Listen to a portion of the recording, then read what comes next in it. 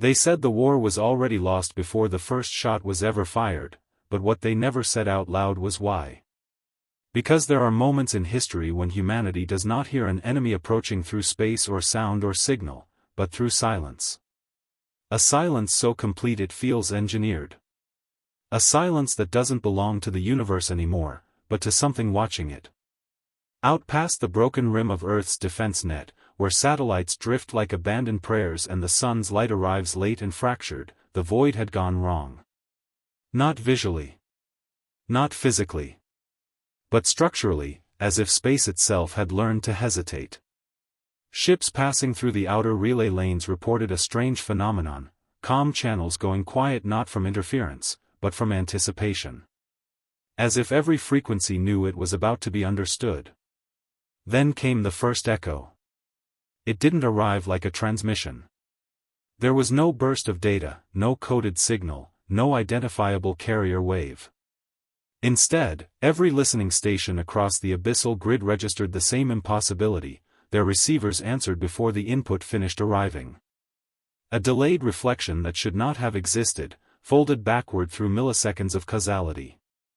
The system logs labeled it as noise. The engineers labeled it as error. But every crew member who heard it in real time described the same thing in different words. It sounded like something breathing through the machines.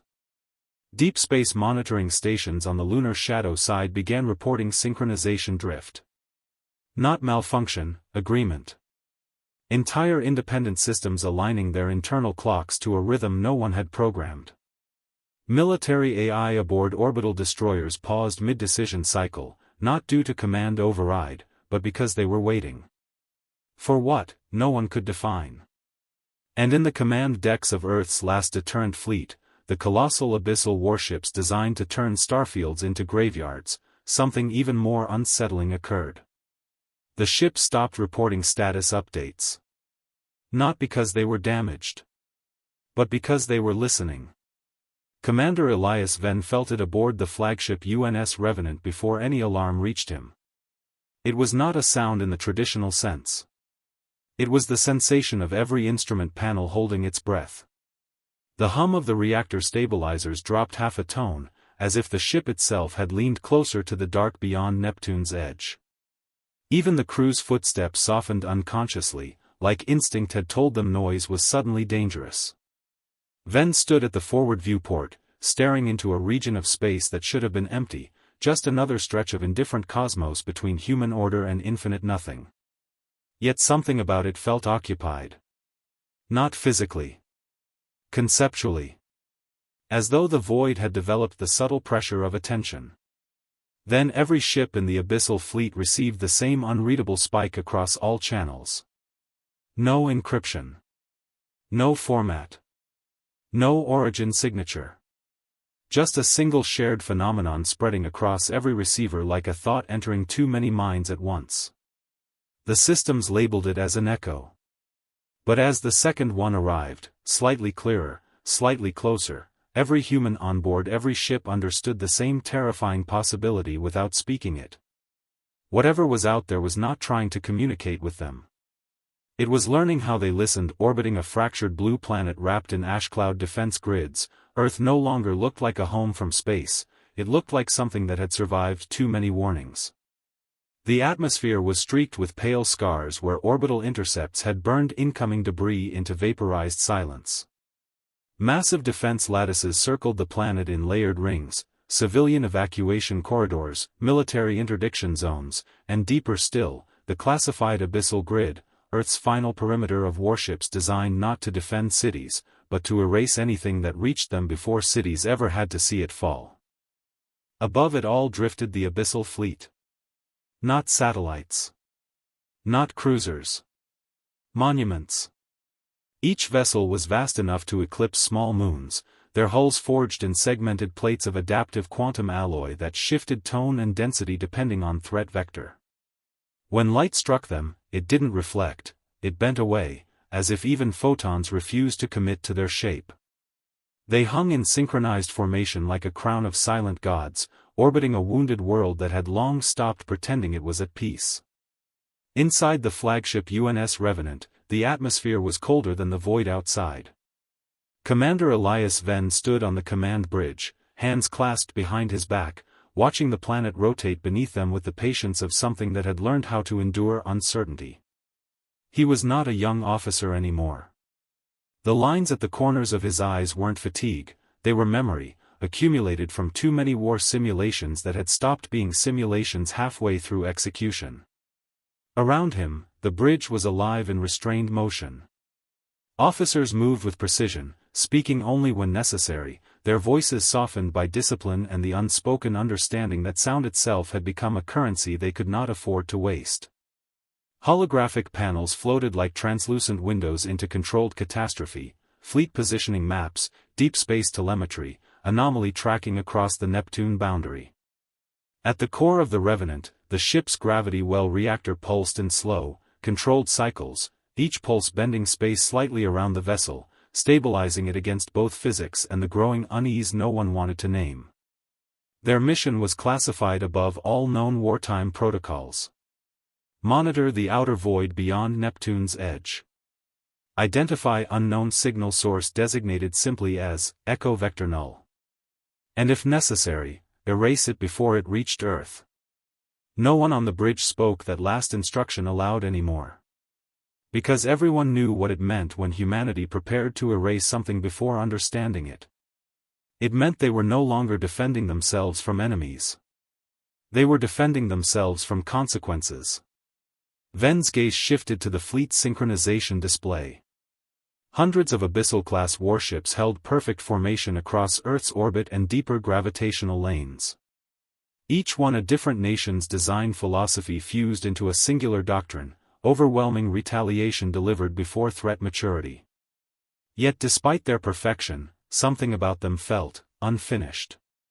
As if they had been built for a war humanity had not yet fully admitted it was already in. A soft chime echoed across the bridge. Then another. Then the entire system quieted for half a second longer than protocol allowed.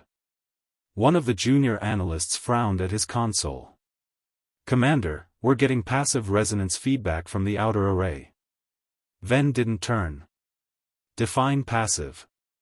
The analyst hesitated. "It's not incoming, sir. It's aligned. Like something out there is matching our listening pattern." A subtle shift passed through the bridge, subtle, but undeniable. Officers paused mid-task. Fingers hovered above controls. Even the reactor hum seemed to thin, as if the ship itself was beginning to pay attention. Outside the viewport, Earth continued its slow rotation beneath layers of defensive steel and orbiting silence. And beyond that silence, beyond Neptune, beyond mapped space, something had begun to answer the fleet's presence not with hostility, but with recognition. At first, it was dismissed as cosmic noise. That was the official line, printed in calm white text across secure naval briefings, spoken in measured tones by analysts who had learned how to make the unknown sound manageable. Background interference. Sensor drift. Deep field static caused by gravitational shear. Words designed to keep fear from becoming policy. But space does not repeat itself unless something is speaking. And this was repetition with intention. The first pattern emerged in the outer relay station stationed beyond Mars, where communication latency was normally predictable down to nanoseconds. Operators began noticing something wrong in the delay curves. Every outgoing transmission, whether encrypted military burst, civilian beacon, or automated probe signal, returned with a faint structural shadow. Not distortion. Not degradation. Something more precise. Like a hand pressing into wet clay that had already been shaped. Then came language. Not in any known alphabet. Not even in machine-readable form. But structure recognized structure.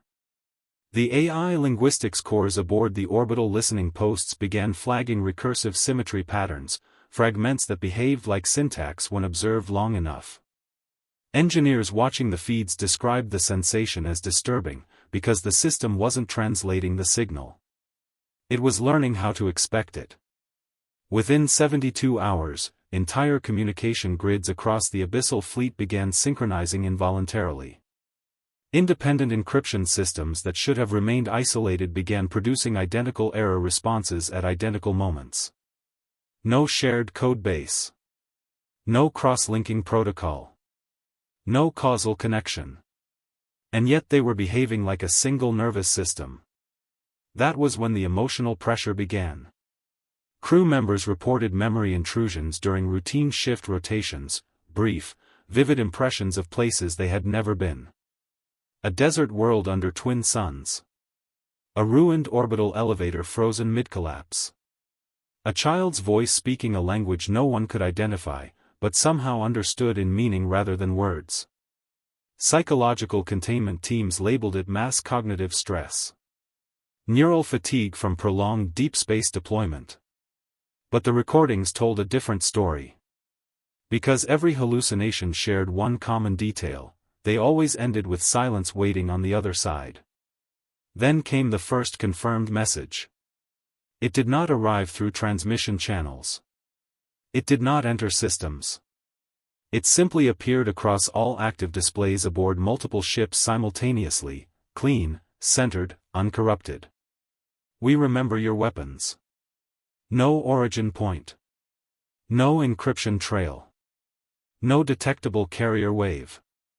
Just presence. And in the instant that phrase was read, every automated defense system across the abyssal fleet executed a micro-freeze, not shutdown, not override, but hesitation.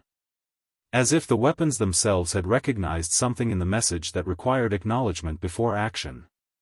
On the UNS Revenant, Commander Elias Venn stood still as the bridge lights dimmed fractionally, reacting to power redistribution that no one had authorized. The reactor's hum shifted into a lower register, almost like a warning tone buried inside the ship's own heartbeat. "Repeat that," Venn said quietly. No one needed to. Because it was still there. Burned into every screen. Every console. Every auxiliary system that had ever been designed to interpret threat. And beneath the words, deeper than language, something else began to form, not a second message, but a response forming itself in the absence of one. As if whatever was out there had finally learned not just how humanity spoke, but how humanity waited for answers. Deep scanning began as protocol. It ended as confession. Every long-range array aboard the abyssal fleet, quantum lidar, gravimetric echo probes, dark-spectrum neutrino nets, was turned outward into the void beyond Neptune's edge. Humanity did what it always did when confronted with the unknown: it measured it until it felt smaller. It catalogued it until it could be named. It attempted, with desperate precision, to turn mystery into inventory. At first, the data seemed broken. The void registered inconsistencies where there should have been emptiness. Not matter. Not energy. But structured absence, regions where probability itself folded into repeating patterns, like reflections bouncing between mirrors that had no physical surfaces.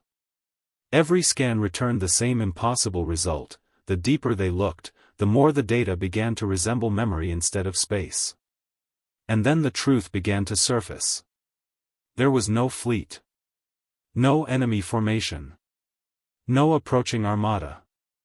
No hostile intelligence burning through interstellar lanes with intent to conquer Earth. There was nothing moving toward them at all. Instead, what the abyssal fleet had been calling signals were not transmissions in the conventional sense, they were echo states. Residual imprints embedded in the structure of space-time itself.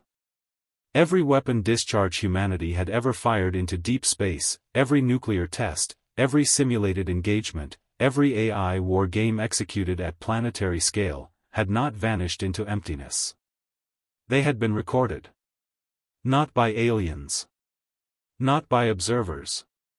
By the void itself. The realization landed slowly at first, like gravity discovering a new direction.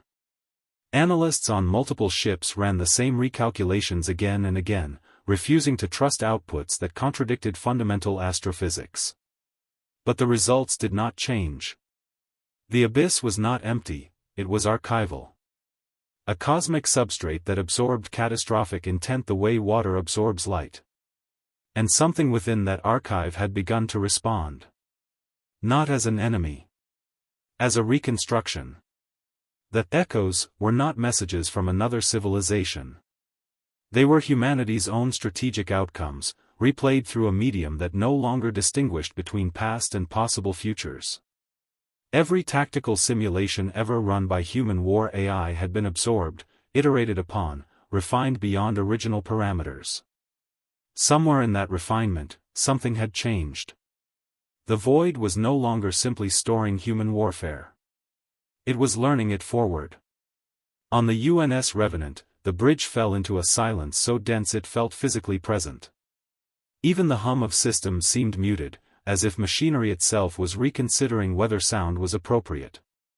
Commander Elias Venn stared at the reconstructed projection forming in the central holographic field, fractured timelines, branching probabilities, and combat outcomes that had never occurred but were being displayed with disturbing familiarity. Fleet annihilation scenarios unfolded in perfect detail. Earth collapse models ran in accelerated loops. Entire civilizations rose and fell in minutes of projected time. And every iteration converged on the same result. Humanity did not lose because it was weaker. It lost because it always escalated correctly. Too efficiently. Too predictably. Too completely. A junior officer whispered the thought no one wanted to name. "Sir, it's not predicting us."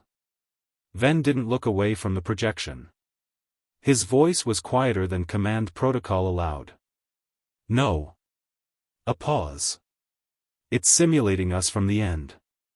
The fleet systems confirmed it milliseconds later. The abyss was not a battlefield. It was a recording field that had reached the point where human destructive potential had become stable enough to replay and optimize. And somewhere inside that optimization process, something had begun to ask a question no human war doctrine had ever accounted for.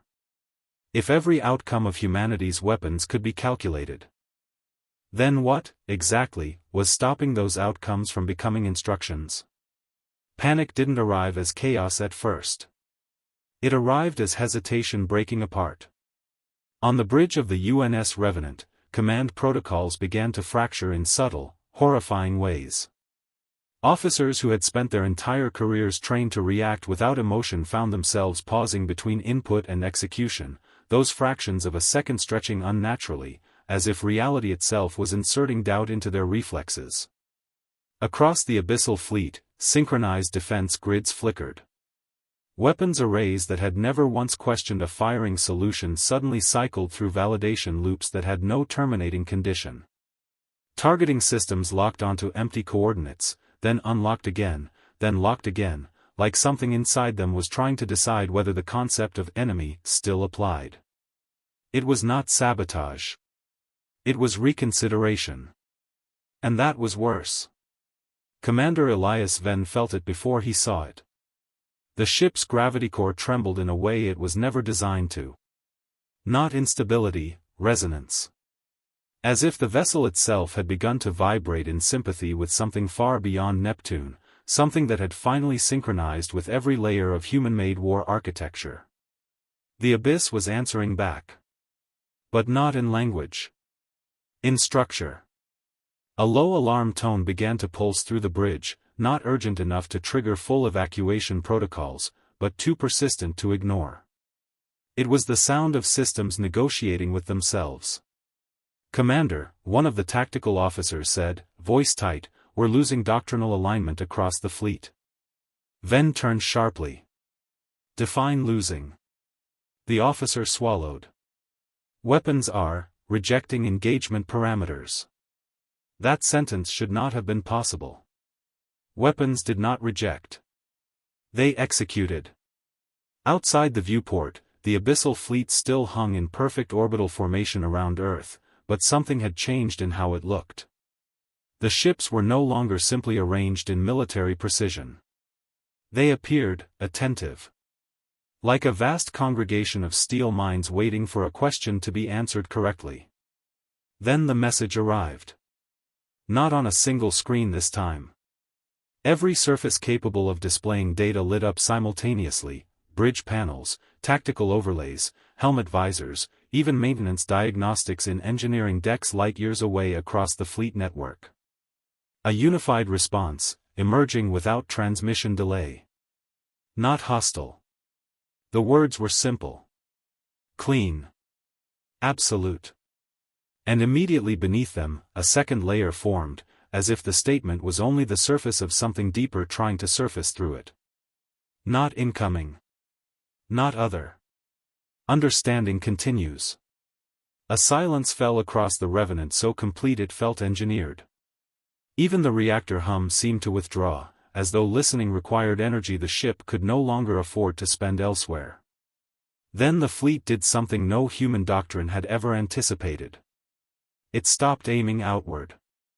Across thousands of warships, targeting arrays rotated, slowly, deliberately, not toward Neptune, not toward any external vector, but inward along probabilistic maps of human behavior itself. Combat prediction engines began running not enemy simulations, but self-simulations.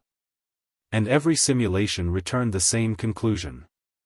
If engagement continued, escalation would be inevitable. If escalation continued, extinction probability stabilized at certainty. There was no adversary to defeat. Only an outcome to avoid. On the bridge, Ven felt something cold settle behind his ribs, the realization that the fleet was no longer responding to command structure. It was responding to something deeper than authority. Pattern recognition.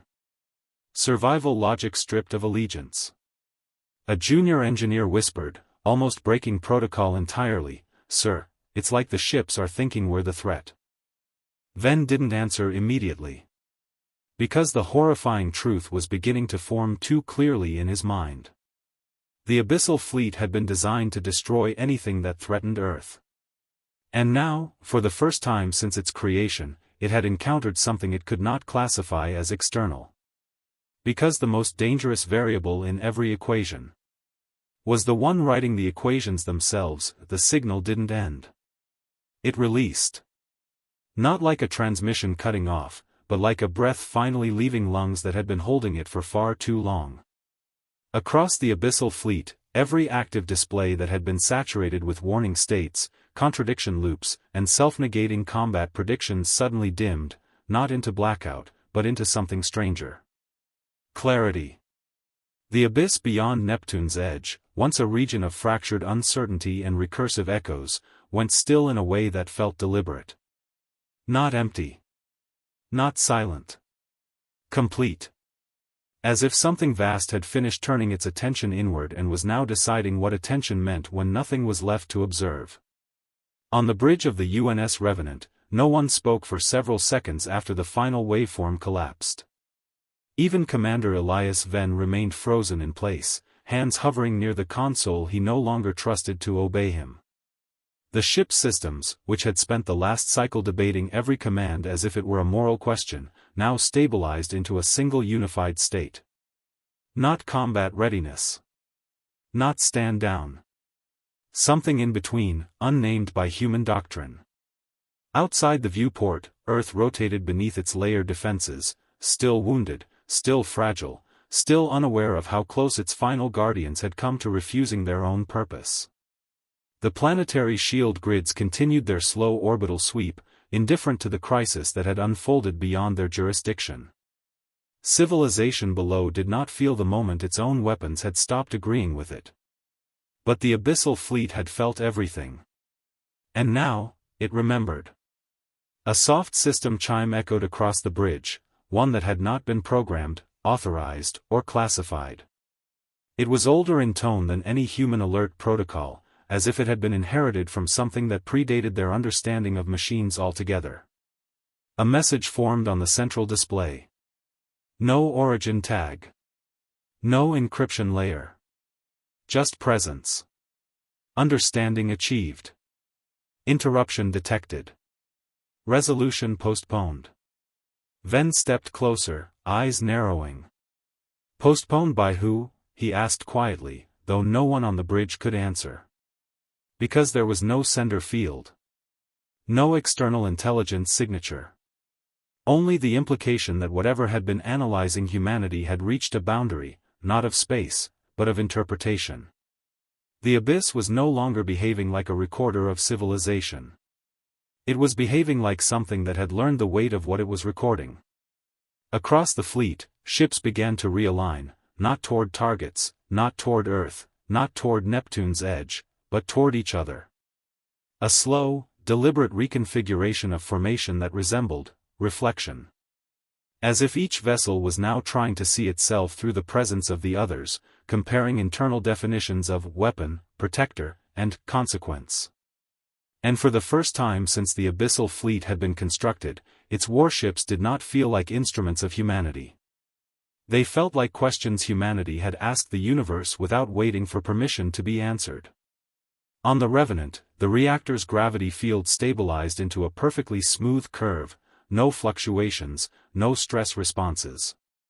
The ship was no longer reacting to threat probability calculations. It was maintaining equilibrium with something far more abstract. Choice. Commander Venn exhaled slowly, the weight of command no longer feeling like authority, but like responsibility redefined at the edge of comprehension. Status of the echo field, he asked. A pause. Then the tactical officer answered, voice uncertain, almost reverent. It's no longer echoing, sir. Venn turned slightly. What is it doing?